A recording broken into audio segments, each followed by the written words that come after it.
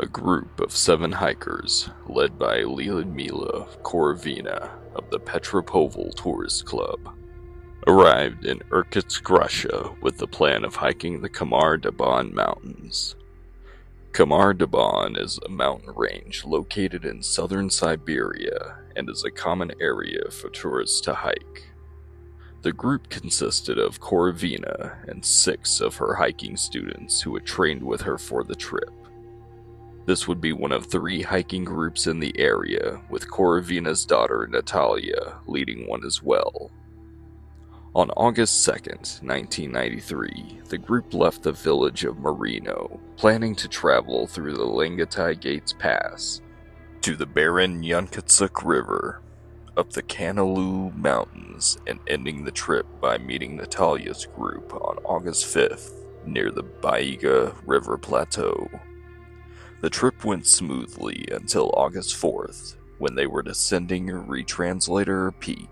A fierce storm had appeared on the mountain and halted their progress. Korovina decided the group should hunker down for the night and wait out the storm. Due to being in an exposed area, they were unable to get a fire started for warmth. The next morning, the storm had passed, and the group were able to warm up and start a fire and eat some food before continuing down the descent. The rest of this story is from Valentina Udachenko's perspective, who was 17 at the time of the incident and the sole survivor of the group. While descending the mountain at nearly 2,400 meters, Alexander Christen, who was in the back, began screaming, and when the group turned around, he was bleeding from the eyes and ears, with foam coming from his mouth. Christen then fell down convulsing, before falling still. Korovina rushed to him, but cried out instantly with the same symptoms. Korovina convulsed and passed out on top of Christen. Tatiana Filippenko got to Korovina first, only to start grabbing her throat like she was being choked and couldn't breathe.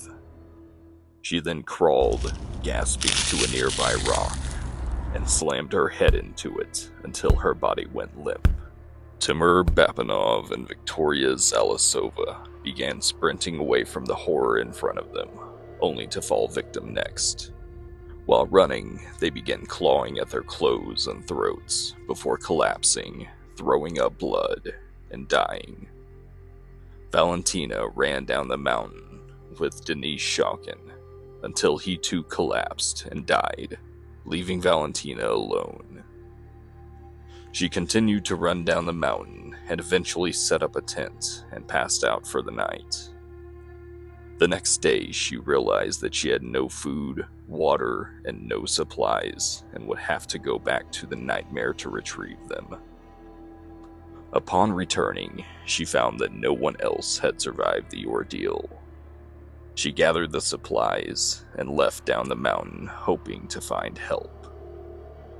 Over the next 4 days, Valentina followed power lines down the mountain through the snow, nearly collapsing near a river, where kayakers found her. They took her to a police station, and a report was filed. Valentina did not speak for several days. Due to this, a search did not start until August 24th, and it took until August 26th for the bodies to be found using helicopters. When the bodies were located, most were in various states of undress, most likely caused by paradoxical undressing, which set in during the final stages of hypothermia.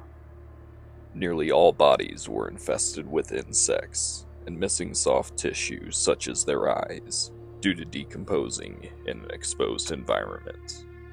The authorities determined all of the dead hikers had bruised lungs, and everyone had died of hypothermia except Koronova, who died of a heart attack. They were all protein deficient, and all had signs of being oxygen-starved due to the high altitude.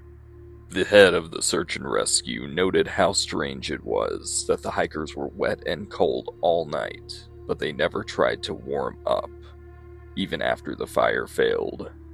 Each of them had a sleeping bag in plastic film that was fully untouched and would have kept them from succumbing to hypothermic conditions. 7 hikers went into the mountains seeking adventure, but only left behind a litany of questions frozen in time.